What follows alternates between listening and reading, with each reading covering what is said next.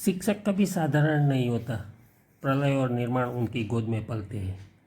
આવી જ એક વાત છે સંતરામપુર તાલુકાની દોળી ક્લસ્ટરની આંબા પ્રાથમિક શાળાના એક શિક્ષિકાબેનની. શિક્ષિકાબેનનું નામ છે ચંદ્રિકાબેન ગમીરભાઈ ખાણ, કે જેમણે શૈક્ષણિક ક્ષેત્રે ઉત્કૃષ્ટ કામગીરી કરવા બદલ પૂજ્ય વંદનીય મોરારી બાપુના હસ્તે ચિત્રકૂટ એવોર્ડ એનાયત કરવામાં આવ્યો હતો.